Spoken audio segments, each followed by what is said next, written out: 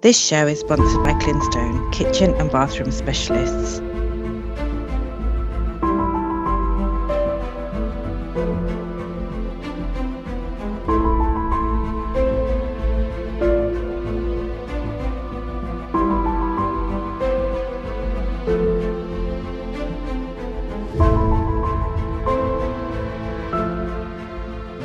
Welcome to Hi Chai. Today we're going to be talking about marriage and what happens when it doesn't work.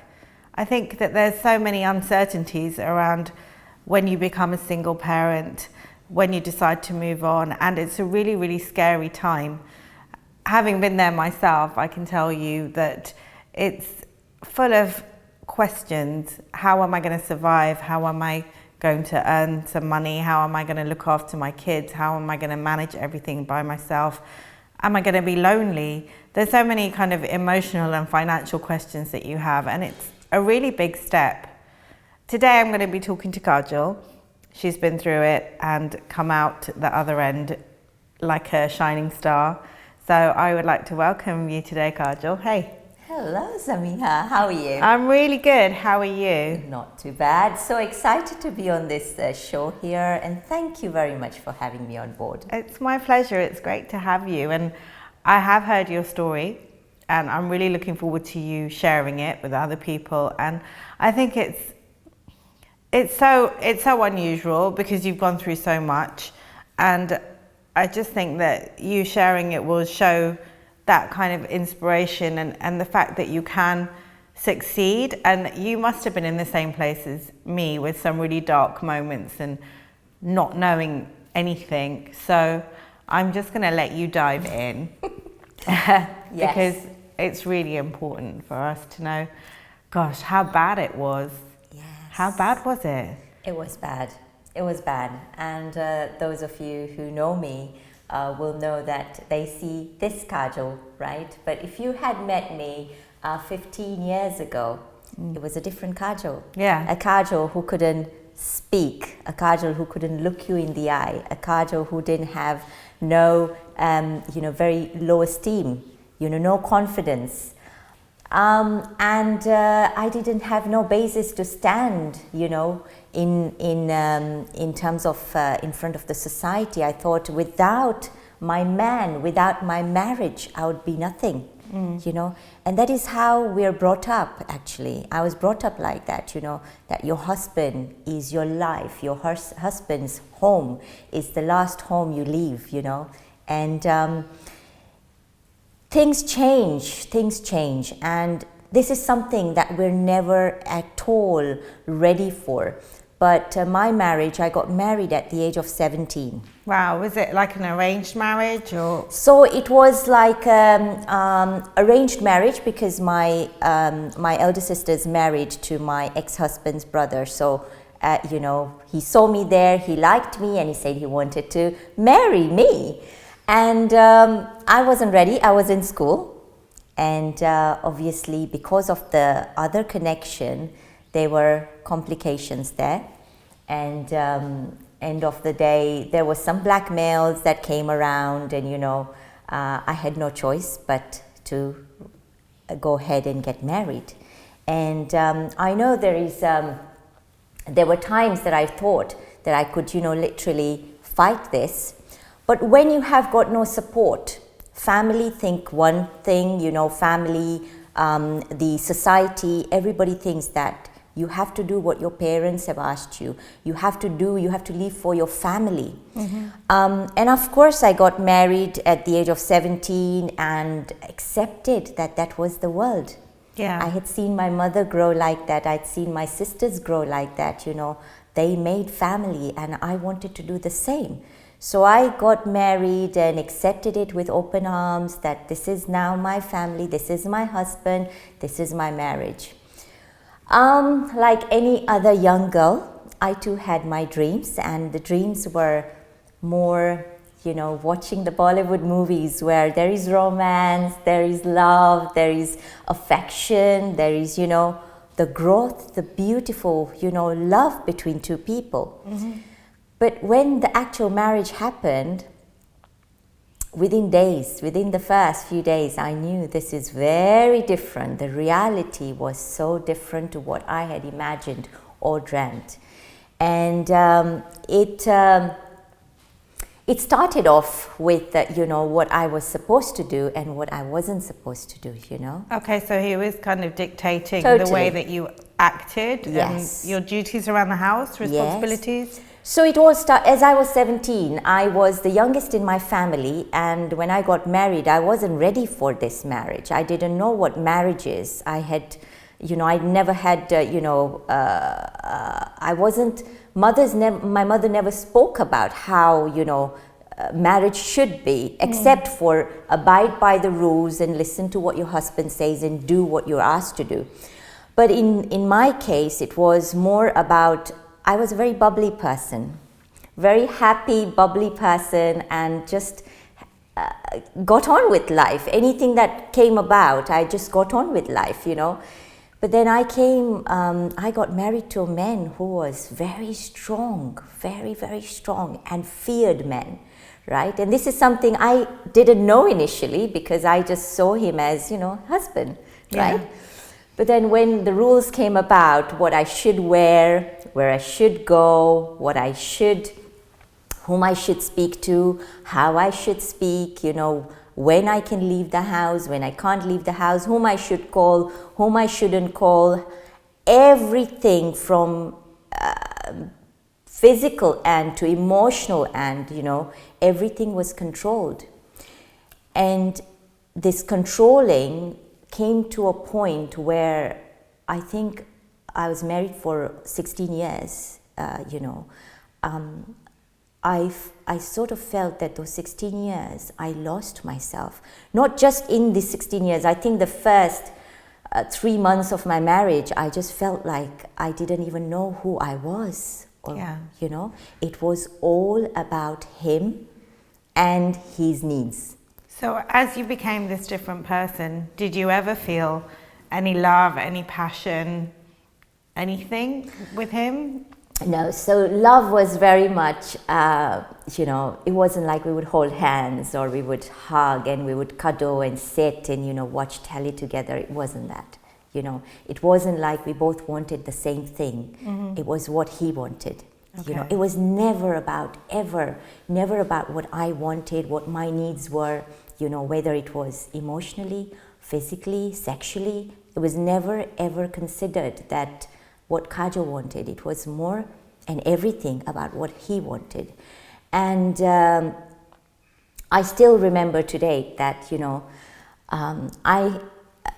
so people who know me know that I love hugs. Even to all my friends, even sometimes strangers, I just love giving hugs. I feel like, it connects you to people. And I used to have to beg him for hugs. That is how it used to be, everything was deprived and everything was blackmail. And even if I got anything, it would have to be with, compromises. So simple things like hugs were a problem in a marriage, and then you can now tell what love actually was. So I didn't get no love, and love was all compromises. It was more about society and how we came across in front of the society. The picture that we showed in front of people was very important to him because he was an important man. Yeah, and you actually helped him grow his business, and you actually did support him. And of course, while emotionally you were deprived, financially you ended up doing really well. And that is the reason a lot of people stay as well, because they're worried about their finances. So how did you help him? And so financially I didn't help him. Financially I wasn't allowed to work. But you helped him grow his business. Yes, I was the support. I was the backbone every day. I was the homemaker.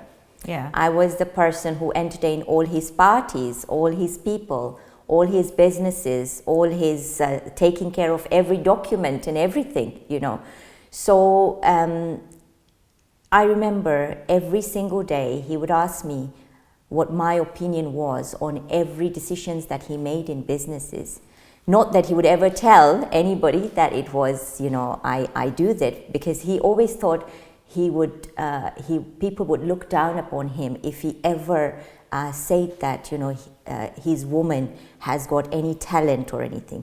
He never spoke about it openly. Never even like if I made something nice to cook if I cooked something nice, or every day I would cook. My life was in the kitchen. It was never, you'd never hear, oh my God, this is amazing. There would always be criticism. So for him, I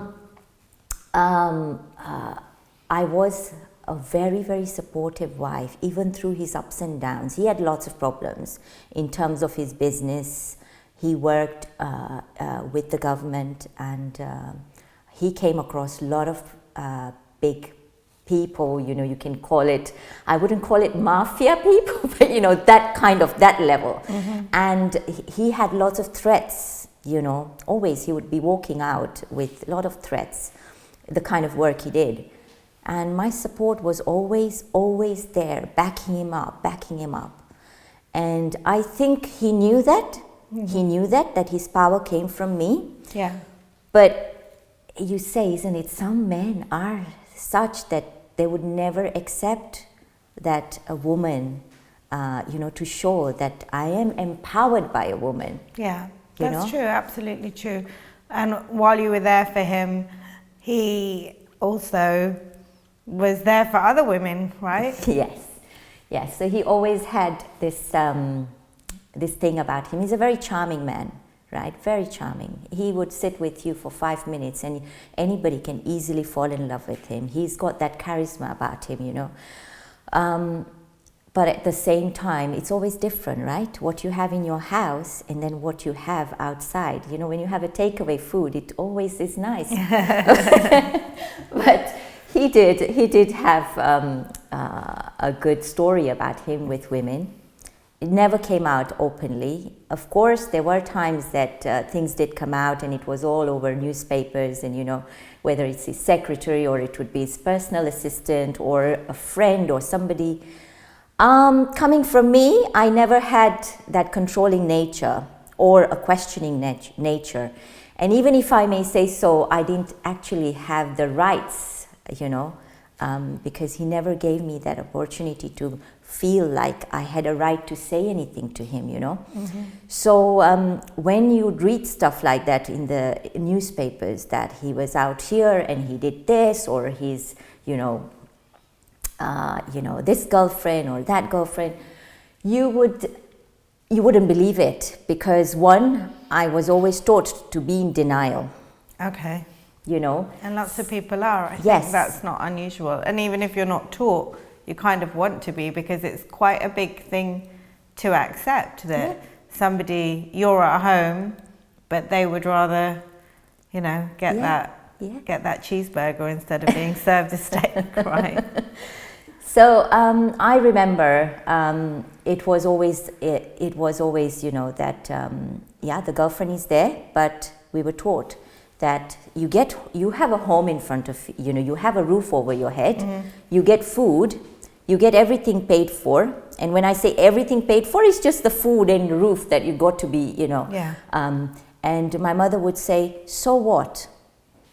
So what? Just stay in the marriage, because that's what they all did. That is what they all did. Yeah. And so we're going to have to take a short break, but when we come back, I'd like to know what actually made you leave eventually, because 16 years is a long time to stay in a marriage, and like you said, when you are not yourself anymore, it chips away at everything, and it's really hard to find the strength inside you just to say, all right, I've had enough, I need to go alone. And so really looking forward to coming back to the rest of your story. Thank you. We'll see you in a few minutes.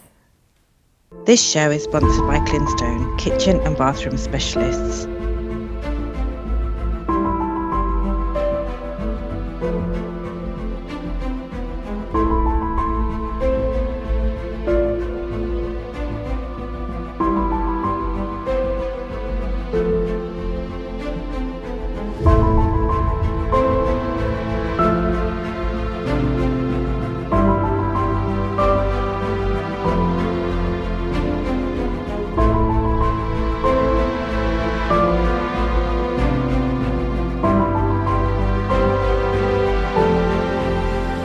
This show is sponsored by Clinstone, kitchen and bathroom specialists.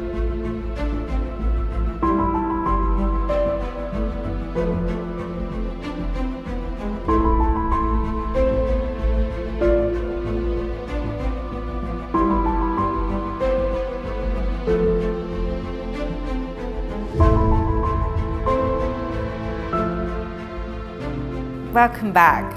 So we're talking to Kajal, and I'm going to fast forward a little bit right now. So all this marriage and what Kajal had been going through with her husband took place in Kenya, and they moved to London.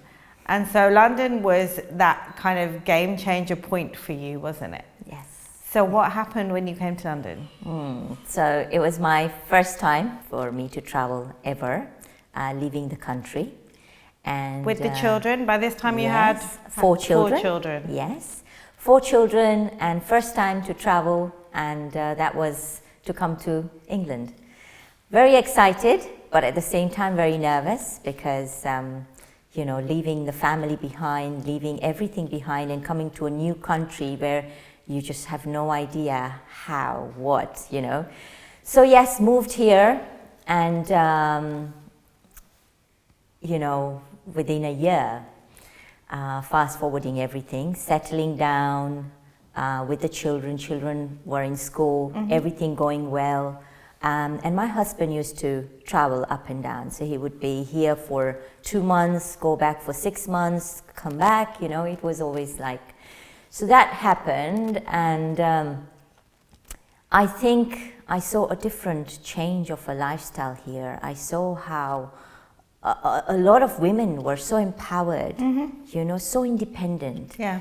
And watching them made me feel very secretly, very proud, you know, to be a woman, you know. And then life changed. And life changed in such a way that my husband fell in love with my cousin. Okay. So this cousin, who was in England, she was in university, and this cousin, I'd never met her before, but I only came to get to know her when I came into this country. So for me, she was the young, sweet, absolutely adorable sister that I never had, you know, younger sister. She was very sweet, so loving, so caring, and she'd come home, play with the kids, you know, talk to me nicely, really be so kind to me. And little did I know that she and my husband were together. They were having an affair. Now, when I remember my sister-in-law pointing out that there is something going on between these two, but I fought back for my husband. I would say, you know, as I said, we're always living in denial. Yes. You know, and I said, no, it can't be possible, you know. She's just a young, happy girl, and she calls him Jijaji, you know, and he cannot do that with my sister, you know. And my sister-in-law said, you watch, you know. And of course, this sister-in-law is also a single mom, okay. And, you know, she was divorcee. So she could see things much more clearer than I did. And the reality was that there was a lot going on between them. Wow. And the truth came out after quite a long time, actually, after almost probably a year and a half of them being together, is when he took her to Kenya. And he decided that, you know, he was the boss. He could do anything that he wished to do. Nobody can tell him anything, or nobody can actually rule his life. He's the boss. So he then decided to go to Kenya with her on a holiday, and I found out by a phone call from you know, one of the family members, and saying that, oh, we heard that your husband has brought a girl and she's your cousin. And I said, oh, really? No idea. So I called him and I said, I heard that you've got my cousin with you. And he said, oh yes, I met her at the airport, and you know, I heard that she's going to leave in a very not nice place. So I thought our home is going to be a safe place for her, so I brought her home. So these were the kind of lies he would carry on all my life. I'd heard lies like that, He would bring lies and I would believe it, and I believed him. And in fact, I said to him, I'm really glad you brought her home, because it's her, a young girl alone in Kenya, good that she's safe in our house. Anyway, times went, they enjoyed their holiday, they went to travel around Africa, things happened, but the confirmation, what really shook me was the day that she actually called me. Oh, and wow. I think she was fed up. Yeah. She was also fed up, because remember, there are three people in this: me, her, and him. And we all probably are right in our own ways, because everybody wants to be happy and everybody's finding and searching for something. But a wrong is a wrong, and somebody's wrong cannot make things right. In her case, she called me and she was so fed up, I think. She said, Kajal Ben, I'm in love. And I said, oh my God, that's so wonderful. You going to Kenya and finding love, that is so beautiful. I said, come on, who is it, And she said, okay, this may not come across very well, but I really want you to know that I love you, and no matter what, I love you, but this is the reality. And then she said, I'm in love with Sanjay. Even then, I'm still asking her, which Sanjay? And she said, your husband, Sanjay. She said, I'm in love with, and we're both in love with each other, and we want to be together. And that was the end. I think I can't even today when I talk about it, I still shake and I still feel like that was the end of it. So I put the phone down. I didn't even put the phone down, I just completely passed out, I think. And that was the end of trust. It was the end of trust broken between me and the person who I actually was living in denial with, but that trust was broken. Even that denial trust was broken. The trust between me and somebody I actually thought who cared for me, my younger sister, she broke my heart. And everything from there on just was like things, what you see is not what the reality is. And that ended there, but then after that came another 3 years, a phase of 3 years I lived in that marriage with more lies. Why did you stay in the marriage for 3 So years? I stayed in the marriage. One was because all the elders around me, from both families, from his family, my family, everybody kept saying, you need to live in this marriage because this is just his fantasy. This is not reality. He's not in love with her. It's lust. So this will, pass out, fizzle out, stay in the marriage, make it work. And for your good, your children's good, you have to do this. So I stayed in the marriage. And then 3 years on, what was that breaking 3 years point? on, she came to live in the house. They still kept traveling. She came to, one day I remember opening the door, and there she was with a sindoor in her head and said to me, now we're married. Now whether that was true or not, I have no idea, because there was a lot of crazy things they did, but this was just one of a mention. And I had to cook for them, feed them, also to a point when she got pregnant. I remember her parents had moved to America by this point, I don't know whether they'd moved or they'd gone there for a holiday or something, because at this point I wasn't talking to them. And so you weren't talking to them, but you were cooking and cleaning up after them and their daughter. I was cleaning after their daughter. So this is she was in the house and she fell pregnant, and my husband was in Congo, and he was doing his business, and he wouldn't come to be there for her. She was pregnant and she wasn't feeling well. And I remember her crying and crying, and he said, take her to the doctors. I don't believe her if she's pregnant or not, because she lies a lot, So again, here I was put in the middle of a vicious circle, and the person I am, I know that I wouldn't say no to a woman, another woman who is also, I can see she's troubled. So I took her to the doctors. The doctor said, yes, there's a baby. We had a scan. I was sitting, holding her hand, and the scan, I saw the baby, the heartbeat. And from thereafter, things changed. Because then it was more about, you have to now divorce him. She kept telling me, you have to divorce him because my child needs a father. My child needs a name in this society, And then I asked her, what about me? Yeah. What about me? What am I going to do? Now, I was very open to her, and I said to her, look, I'm here in this marriage not by choice, because all my feelings have been murdered.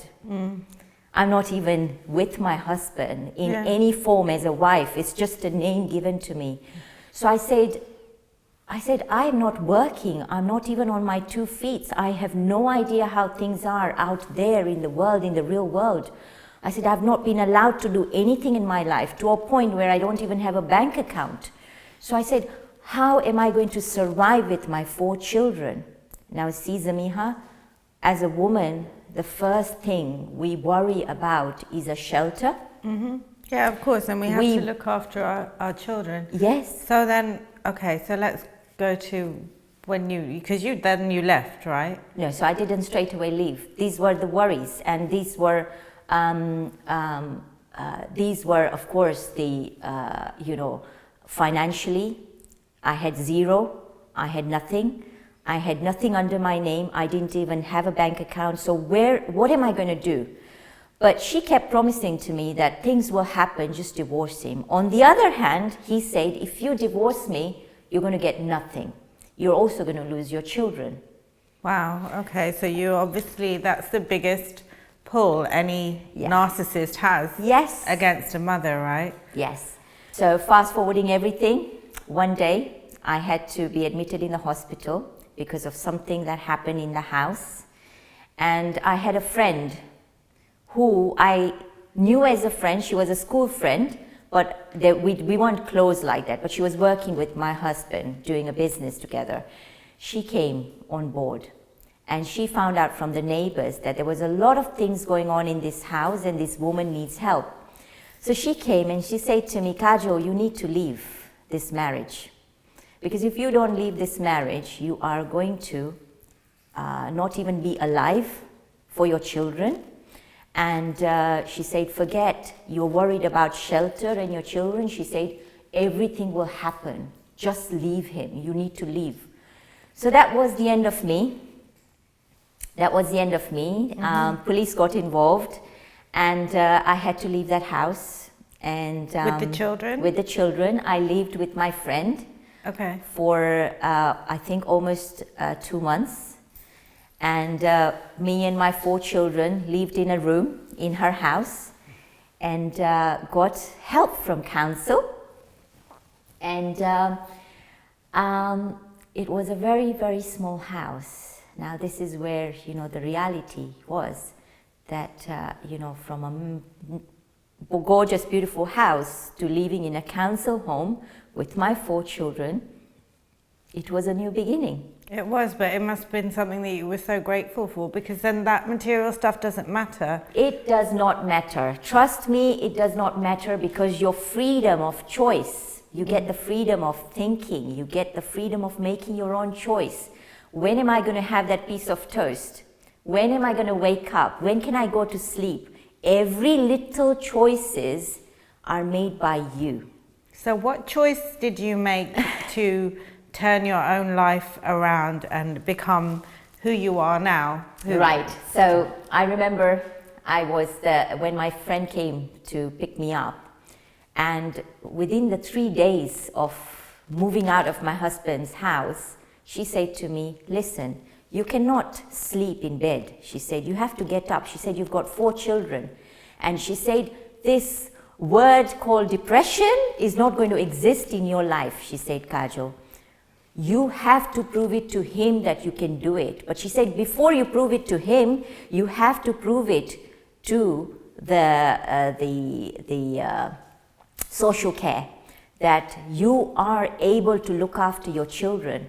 So she said, Kajal, I'm so sorry, but I won't give you time to, sleep over all these stress that you've been through. Get up and move on. And that was it.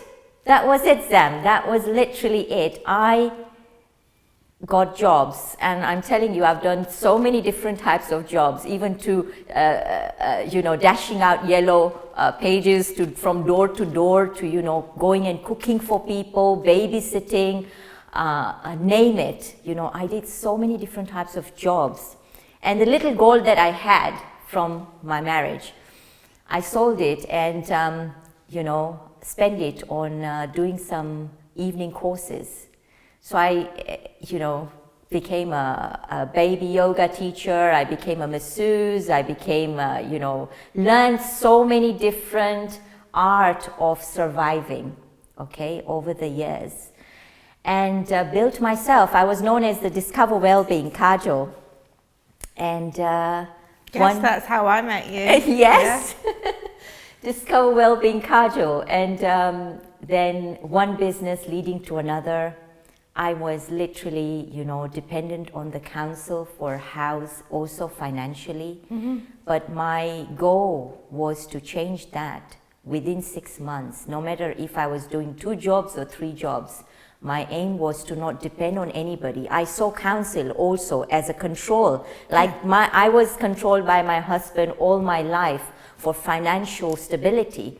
I saw that council help also as a kind of a lockdown, I don't want that. I'm okay, I can do it, And I worked,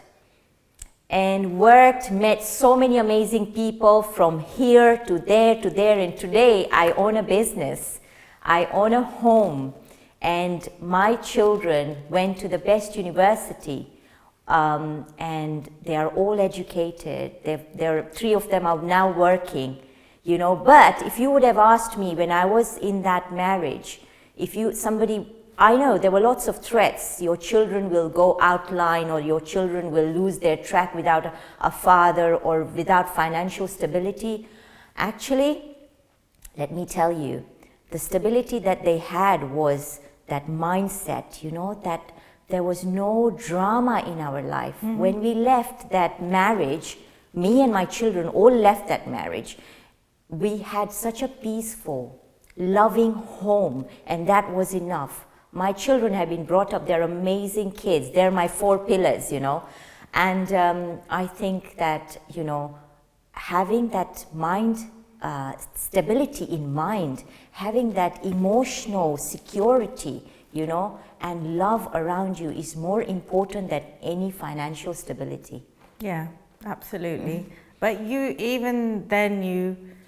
you believed, and I think that love allows you also to believe that you can do it, that you can accomplish anything, that you can have your own business, your own home, your own car, you take your holidays, and you're not dependent on anybody. No. Dependent on anybody, I said goodbye to it when I left my husband. I always said that even when I met my partner, I met him through online. And this was all doing of my, with the help of my children. They always said, Mom, you're young, you're sexy, you're so good looking, you should be out there and, meet somebody. We don't need a father, we already have a father, but we need you need a companion, Mom. Go out and find somebody. So I remember my son helping me, make a profile, and I went through lots of different dates. But I then met my soulmate. And when he came into my life, I remember saying to him, through many occasions, I said to him, I need is love. I need your love, and I need a friendship. I need a companion. I don't need financial support. And he, indirectly, he knew that I had loans to pay. He knew I had a lot going on in my life. But he stepped back. he gave me that freedom to grow. That is a real man, I think, you know. He gave me that freedom to grow, to work, to see what my ability was. And he helped me where I am. Not by financially feeding me, but by his support, emotional, physical support. It was always there. Thank you so much, Kajal. Thank you for sharing your story. I'm so pleased for you that you're in this space now, that you're happy and content. You've got this fabulous business, fabulous man, a wonderful family, and you know, we couldn't wish for more for you. And I think, you know, I think it's really inspirational that no matter what kind of a situation, no matter how long you've been in it, you know, it could be years and years and you're just under so much pressure from family, from not realizing your self-worth, not realizing what you're capable of, and just being stuck in a place that you don't want to be, whether it's a marriage or whether it's a relationship or whether it's just where you are in your job or your life. There's so much better stuff. You do have to dig deep, right? You have to dig deep and you have to find a way, but there are ways and you can be incredibly successful too. So thank you. Thank you, And Zam. thank you everybody for watching. Thank you for joining us on Hi Chai, and we look forward to seeing you at the next series. This show is sponsored by Clinstone, kitchen and bathroom specialists.